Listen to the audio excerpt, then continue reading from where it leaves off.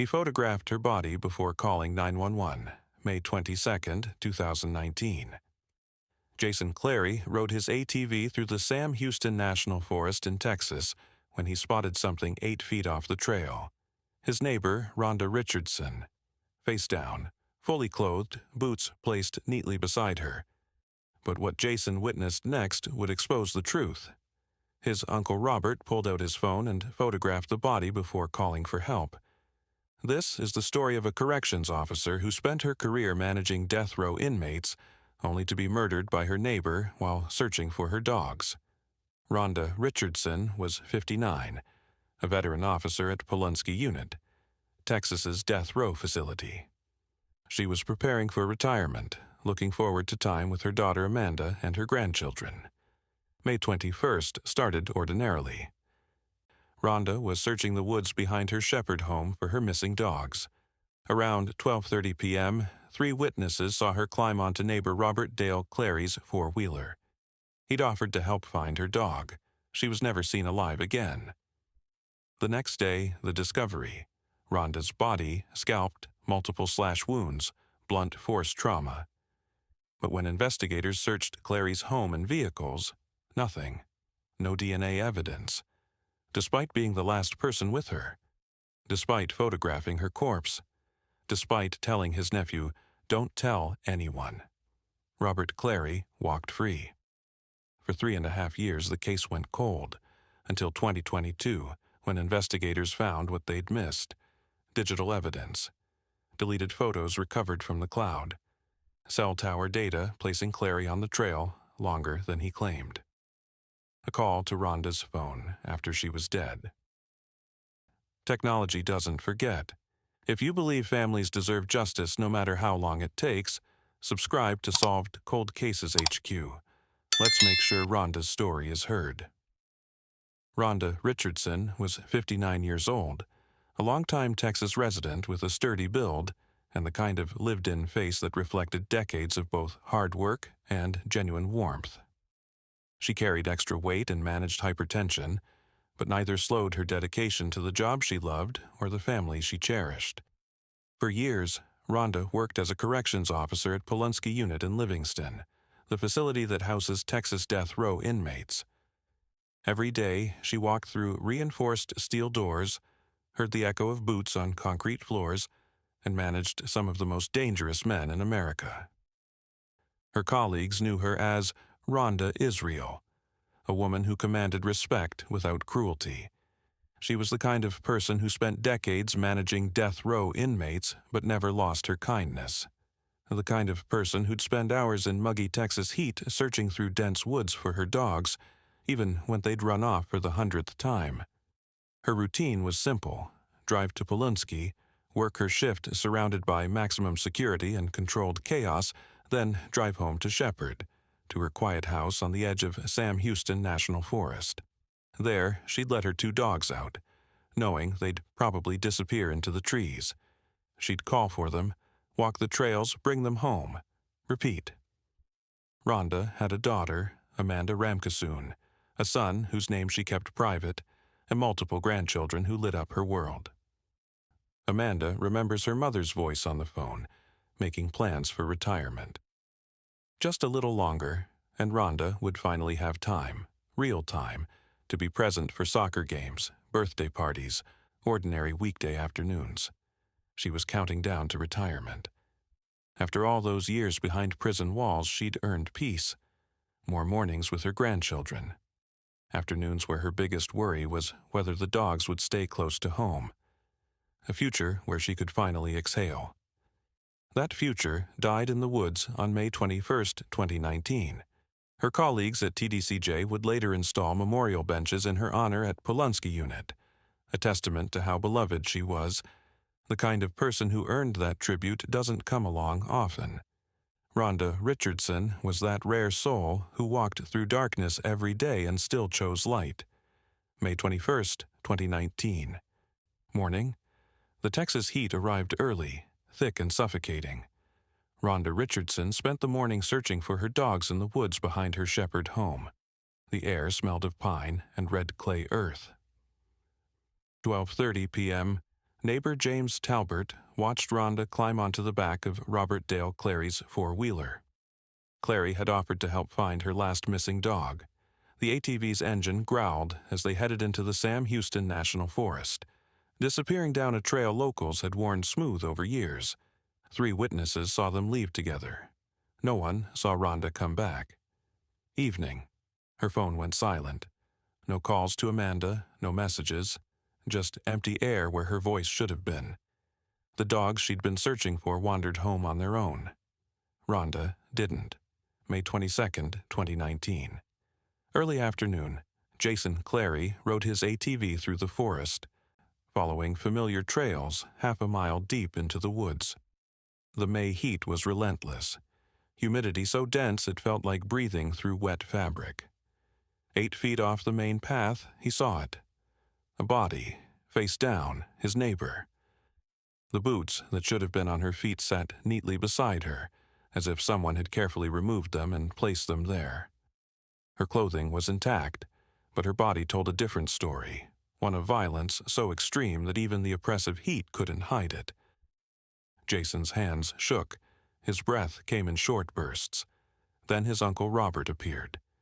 Instead of calling for help, Robert pulled out his phone. The click of the camera shutter cut through the forest silence. Once, twice, multiple photos of Rhonda's body. Robert looked at his nephew.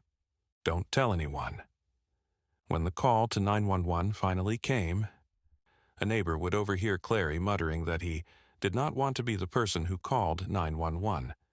The scene investigators found was horrifying. Rhonda had been scalped, skin from her face and neck peeled away, lying near her body. Multiple slash wounds across her torso, blunt force trauma to her skull and face. One day in the Texas heat had accelerated decomposition, making the remains almost unrecognizable. But here's what haunted investigators. No blood at the scene, no signs of struggle, just a body in the woods and boots placed with disturbing precision, and a neighbor who'd taken pictures before calling for help. San Jacinto County is small, rural. The sheriff's office had dedicated investigators but limited forensic capabilities. Detective Gary Sharpen led the case with what he had: basic autopsy services, standard search warrants, traditional detective work. The body's advanced decomposition after just one day in brutal May heat made the initial autopsy at the Forensic Center in Beaumont inconclusive. In small Texas counties, you don't have cutting-edge digital forensics labs on standby. You work with what you've got. Early on, investigators wondered, could this be animal predation? The scalping, the remote location, the woods, maybe wildlife had found her body. They also assumed physical DNA would be the key. If Clary killed her, his home and vehicles would have her DNA. That's how cases get solved, right? They focused on what they could see and touch, not what was hiding in cell towers and cloud servers. That assumption nearly cost them everything. The search warrant on Clary's home, truck, and four-wheeler came back clean. No DNA from Rhonda Richardson anywhere. Not in his trailer, not on his ATV, not in his vehicle. How do you charge someone with murder when the victim's DNA isn't in their possession? The decomposition had been so rapid, so complete, the transfer evidence either never occurred or degraded beyond detection. Investigators had witnesses, suspicious behavior, and a gut feeling, but no physical proof. In 2019, that wasn't enough. Robert Dale Clary was the prime suspect from day one, last person to see Rhonda alive. Discovered the body. Photographed her corpse before calling 911, told his nephew to keep quiet, even consented to a polygraph where he made suspicious statements. But the lack of DNA created reasonable doubt. By the end of 2020, prosecutors looked at the file and saw circumstantial evidence without physical proof. The case went cold. If only they'd analyzed his cell phone data in 2019. If only they'd recovered those deleted photos immediately. They would have seen him calling Rhonda's phone after she was dead, seen him on the trail longer than he claimed, seen the images he tried to erase. If only they'd trusted what they could see. 3 witnesses, contradictions, behavior over what they couldn't find. The truth was there all along. They just didn't have the technology to prove it yet. Amanda Ramkasoon answered her phone in May 2019 expecting to hear her mother's voice. Instead, she got the call every daughter fears. Your mother is dead, murdered. Then came the waiting. Year 1 brought frantic activity. Detectives interviewing, evidence processing, the family's desperate hope that an arrest would come quickly. Amanda participated in everything, every meeting, every request. She wanted justice for her mother, the woman who'd worked so hard to finally enjoy retirement with her grandchildren. By the end of 2020, the calls from investigators slowed, then stopped. The case had gone cold. Years 2 and 3 were the hardest. No movement, no updates, just silence where answers should have been. Every Mother's Day without her mom. Every birthday her children celebrated without their grandmother. Every holiday dinner with an empty chair.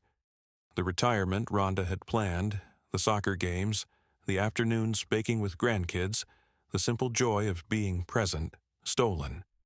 And no one held accountable. Amanda watched her children grow up without the grandmother who'd counted down the days to spend more time with them. She'd wake up some mornings and forget, just for a moment, that her mother was gone. Then reality would crash back. The worst part wasn't the grief, it was the uncertainty, not knowing if anyone would ever pay for what happened in those woods. In 2022, Kelly Siegler and the Cold Justice team contacted the family. Hope surged again, but so did pain. Amanda met with investigators and said something that captured the agony of those years. I'm happy somebody is looking into it and sad to be reliving it. Every detail revisited, every crime scene photo reviewed, every witness statement re-examined, the scalping, the slash wounds, the boots placed neatly beside her mother's body. Amanda had to hear it all again, preparing for a trial that might never happen. More meetings with prosecutors Todd Dillon and Rob Fryer. More preparation. More emotional flooding as she relived the worst day of her life over and over. Then, January 2023, the indictment. Robert Dale Clary would finally face charges. Amanda prepared to deliver a victim impact statement, steeling herself to look at the man who'd killed her mother and tell him exactly what he'd taken. April 2024. Nearly 5 years after her mother's murder. Clary entered a guilty plea days before trial. No courtroom battle, no chance for Amanda to speak her full truth in front of a jury. But also no trial where she'd have to hear every horrific detail in open court. At sentencing, Amanda stood and spoke. Relief, anger, grief, all of it poured out. She told the court that the day of reckoning had arrived. After 4 years of waiting, justice had finally come. 30 years. Clary would spend 30 years in prison, likely the rest of his life. It wasn't everything Amanda wanted, but it was something. Her mother's killer would die behind bars. 4 years.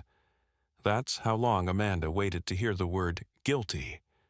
If you believe families like hers deserve justice no matter how long it takes, leave a comment of support below. They read these, and your words matter. The evidence box sat on a shelf in San Jacinto County storage. Crime scene photos, autopsy reports, witness statements. Everything investigators had collected in those first crucial weeks, preserved but seemingly useless without DNA evidence. At Polunsky Unit, memorial benches appeared bearing Rhonda's name. Guards walked past them daily. Visitors waiting to see death row inmates sat on them. A permanent reminder of the woman who dedicated her career to public safety. The forest trail where she died remained unchanged. Locals still rode their ATVs through those woods. Some avoided the spot 8 feet off the main path. Others didn't know what had happened there. Meanwhile, technology evolved. Cloud storage became standard. Cell phone forensics advanced. Digital trails became harder to erase. The tools that could crack this case were being developed, but San Jacinto County didn't have access to them yet. Detective Gary Sharpen kept the case file on his desk. DA Todd Dillon refused to let it fade. Sheriff Greg Capers maintained it as a priority. These men knew who likely killed Rhonda Richardson. They just couldn't prove it. But without new leads, without physical evidence, the case grew colder. 2019. The initial push. Search warrants executed. Polygraph administered. Clary's suspicious behavior documented. But no DNA from Rhonda found anywhere. Late 2020. Prosecutors reviewed the file. Circumstantial evidence wasn't enough. The case stalled. 2021. Dormant. The evidence box gathered dust. Amanda waited. Rhonda's grandchildren grew another year older without their grandmother. 2022. Sheriff's Office and DA made a call. Bring in cold justice. Fresh eyes, specialized expertise, advanced digital forensics. It was a gamble, but they were out of options. In Shepherd, everyone whispered. The corrections officer killed in her backyard. The neighbor who found her body. The registered sex offender living free while everyone suspected the truth. Small towns remember. Small towns talk. And in this small town, everyone had a theory. But theories don't convict killers. Robert Dale Clary remained in his house. Same address, same neighborhood. Walking past people who believed he'd murdered their neighbor. For 3.5 years, the digital evidence that could convict him sat untouched in cloud servers and cell tower records, waiting to be found. San Jacinto County Sheriff's Office and DA Todd Dillon made a decision. Bring in cold justice. The case had been cold for nearly 2 years. They had suspicions but no proof. They needed specialists who could find what local resources couldn't. Kelly Siegler, former Harris County prosecutor and cold justice host, assembled her team. Retired investigator Steve Spingola, digital forensics expert Eric Devlin, forensic pathologist Dr. Catherine Pinnery, and forensic psychiatrist Dr. Dean DeCrissi. They started where the original investigation had stopped, the digital evidence. Eric Devlin pulled cell phone records that had been superficially reviewed in 2019 but never fully analyzed. Clary's phone pinged cell towers along the forest trail, but the timestamps didn't match his story. He'd been on that trail 30 minutes longer than he claimed. A small discrepancy, but critical. Buried in call records, Clary had called Rhonda's phone after she was already dead, after he'd discovered her body. Why call a dead woman's phone, unless you're checking to see if it will ring, revealing where she left it? Clary had deleted photos from his phone. In 2019, investigators saw empty camera roll and moved on, but Eric Devlin knew better. He accessed Clary's cloud backup and downloaded what Clary thought he'd erased. Photos of Rhonda's body, multiple images, taken before calling 911. He'd stood over her corpse and documented it like a trophy, then tried to make the evidence disappear. Dr. Catherine Pinnery reviewed the original autopsy findings. The question had lingered. Could animals have caused the injuries? Her answer was definitive. No teeth marks, no consumption of tissue. The scalp left nearby instead of carried away. Injuries consistent with sharp instruments and blunt force. Human weapons, human hands. Jason Clary had told investigators in 2019 about watching his uncle photograph the body, but in 2022 he revealed more. Family members feared Robert Clary. He'd made sexual comments about Rhonda that she never reciprocated. He'd instructed Jason not to tell anyone before calling 911. Kelly Siegler and Steve Spingola sat down with all of Clary's statements. The contradictions were damning. Claimed he barely knew Rhonda, never spoke to her, but had her phone number saved in his contacts. Claimed he never gave her a ride, but 3 witnesses saw her on his 4-wheeler. Couldn't explain cell data placing him on the trail longer than claimed. Couldn't explain why he called her phone after finding her dead. Couldn't explain the deleted photos. Digital footprints don't disappear. Cloud backups remember everything. Cell towers timestamp every ping. The man who killed Rhonda Richardson wasn't a stranger. He was her neighbor, the registered sex offender who lived down the road, the convicted felon who'd served time for indecency with a child, Robert Dale Clary. For 3.5 years, he'd lived free in the same house, walking the same streets, while Rhonda's family waited for justice. Now they had him. Jason Clary sat down with investigators again in 2022. This time, he revealed what fear had kept buried. His uncle Robert had made sexual comments about Rhonda, comments she never reciprocated. Family members were afraid of him. And on the day of discovery, before calling 911, Robert had looked at Jason and said, "Don't tell anyone." Jason had watched his uncle photograph Rhonda's body, phone camera clicking over her corpse. That detail established everything: motive and consciousness of guilt. James Talbert confirmed what he'd told police in 2019. He saw Rhonda climb onto Clary's four-wheeler at 12:30 p.m. on May 21st. Two other witnesses corroborated it. The timestamp anchored the timeline and proved Clary had lied when he claimed he barely knew her and never gave her a ride. A neighbor came forward with something chilling she'd overheard before the 911 call was made. Clary, muttering to himself, "I did not want to be the person who called 911. Innocent people don't hesitate to report finding a neighbor's body. Guilty people calculate their story first." Eric Devlin's forensic analysis of cell phone records built an unshakable timeline. Cell tower pings placed Clary on the forest trail 30 minutes longer than he claimed. Timestamps don't lie. Call logs showed Clary dialed Rhonda's phone after she was dead. Why? To check if it would ring and reveal where she'd left it. Phone contacts proved he had Rhonda's number saved. Contradicting his claim, they barely spoke. Cloud Backup preserved what he thought he'd deleted: photos of her body, metadata showing they were taken before the 911 call, then deliberately erased. The digital evidence didn't just suggest guilt, it proved deception.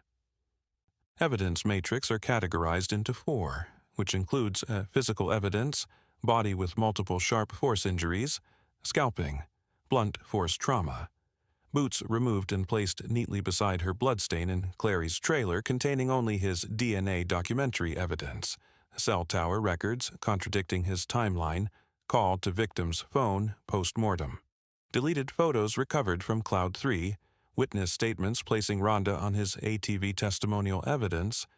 3 witnesses saw them enter woods together. Nephew witnessed photography and received cover-up instructions. Neighbor heard reluctance to call authorities. Nephew reported sexual comments and family fear. Circumstantial connections. Registered sex offender, 2007 indecency with child conviction. Prior felonies, DWI convictions, 1992, 1995. Last person to see victim alive. Discovered the body. Killers often insert themselves into investigations. Psychological profile match. History of sexual offenses. New victim. Motivated by anger or sexual intent. Piece by piece, the case built itself.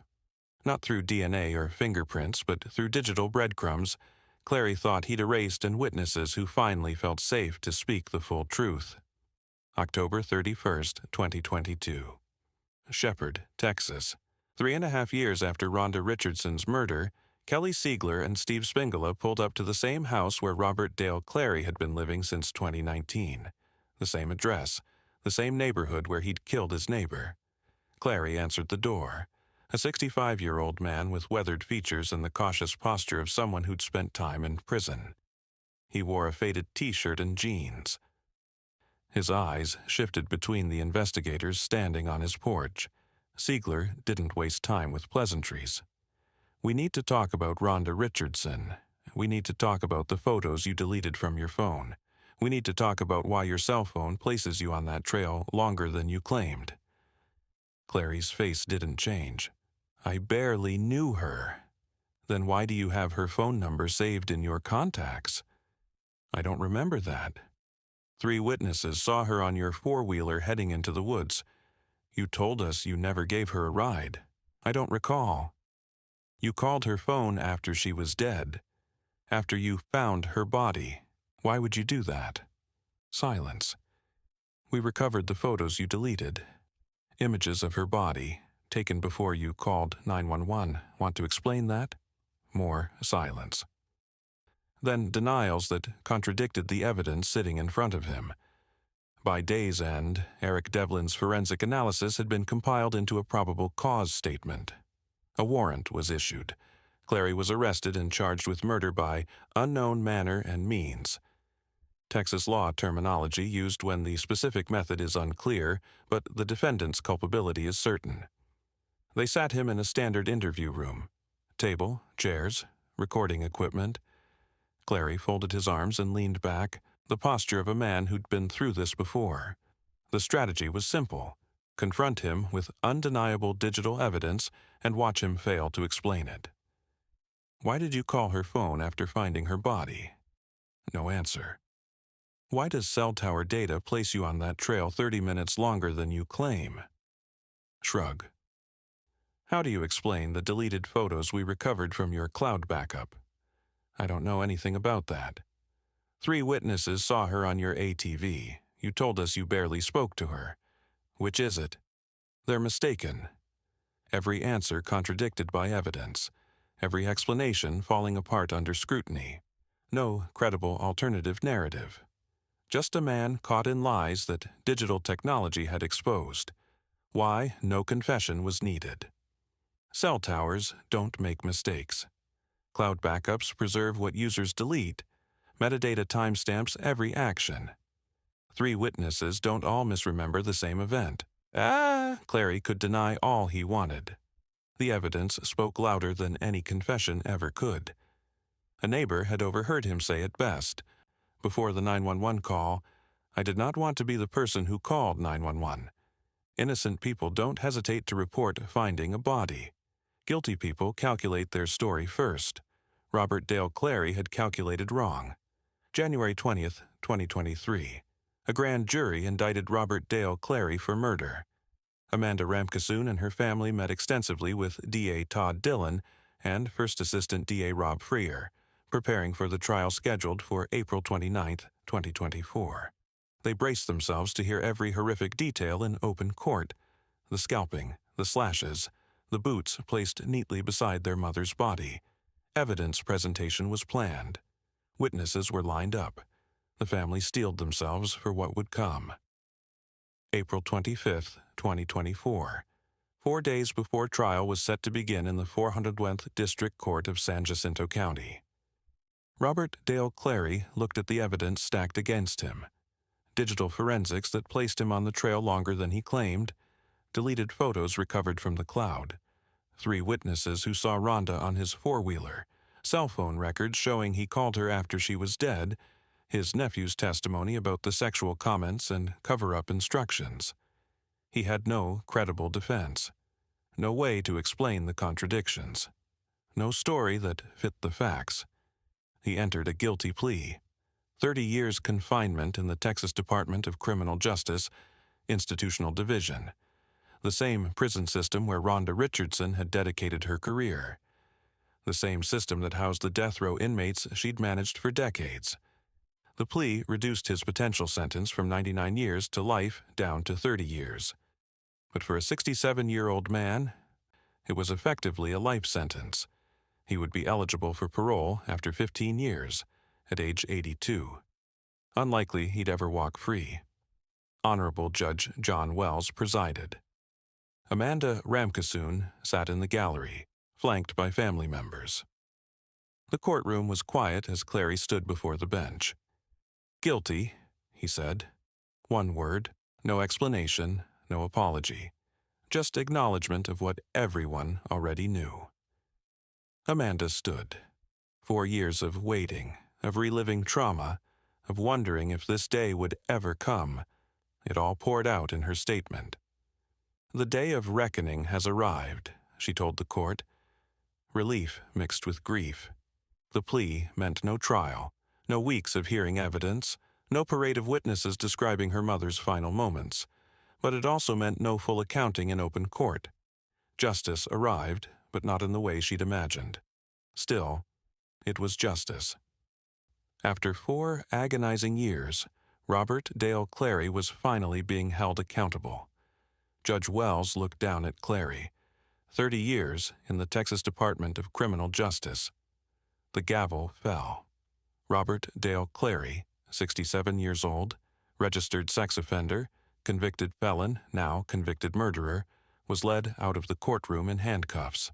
The neighbor who'd killed Rhonda Richardson while pretending to help search for her dogs. The man who'd photographed her body and deleted the evidence. The man who'd called her phone after she was dead, checking to see if it would ring. He would spend the rest of his life in the same prison system where Rhonda had worked, where memorial benches bearing her name still stood, where her colleagues remembered the kind, dedicated woman who'd managed death row inmates but never lost her humanity. Justice arrived 3.5 years late, but it arrived. If you believe in persistence, in families who never give up, in investigators who keep trying, hit that like button. Cases like this prove that the truth, eventually, comes out. Digital evidence doesn't lie. Families don't forget. And justice, even delayed, still matters. April 25, 2024. The guilty plea echoed through the 401th District Court. Amanda Ramkissoon exhaled, a breath she'd been holding for nearly 5 years. Relief, grief, vindication. Her mother's killer would spend the rest of his life behind bars. Amanda can finally move forward. Not move on. You never move on from losing your mother to murder. But move forward knowing the man responsible is imprisoned. She continues honoring Rhonda's memory, telling her children about the grandmother who'd planned her entire retirement around them. The grandchildren Rhonda adored are growing up with stories instead of memories. They learn about a woman who managed death row inmates but never lost her kindness, who'd spend hours in the Texas heat searching for her wandering dogs, who earned memorial benches at prison units because of how beloved she was.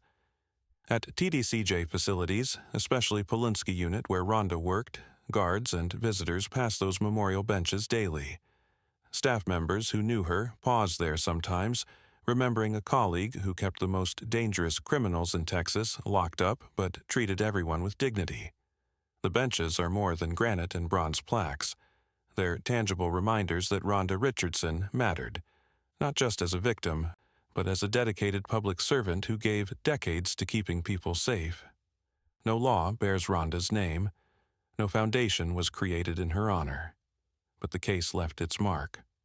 San Jacinto County demonstrated what small jurisdictions can accomplish when they seek outside expertise. Calling in cold justice wasn't admitting defeat, it was smart policing. Kelly Siegler's team brought specialized digital forensics that local resources couldn't provide. The case became a teaching moment.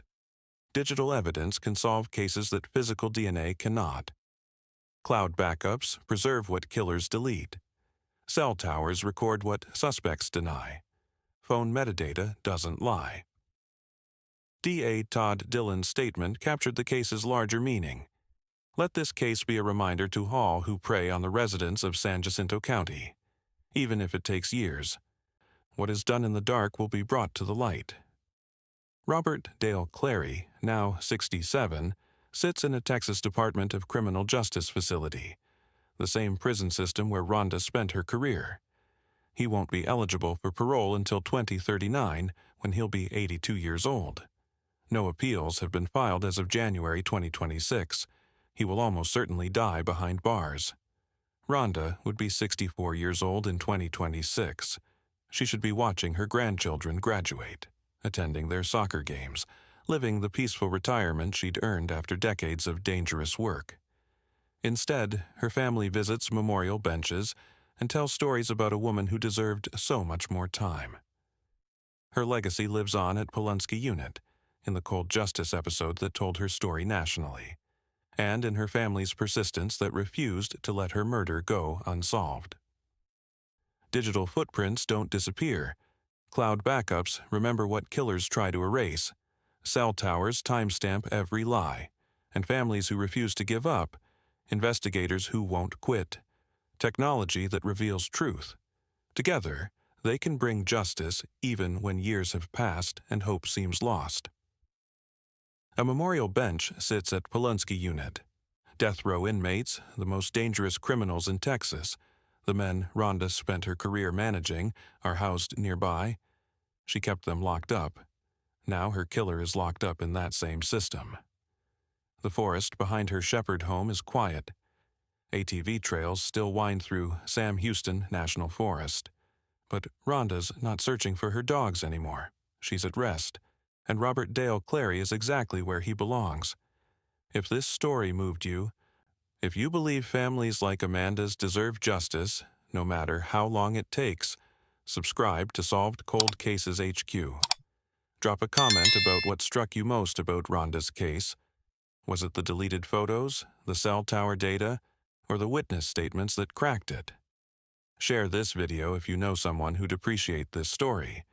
Justice delayed is painful, but justice delivered still matters. Thanks for watching, and I'll see you in the next case.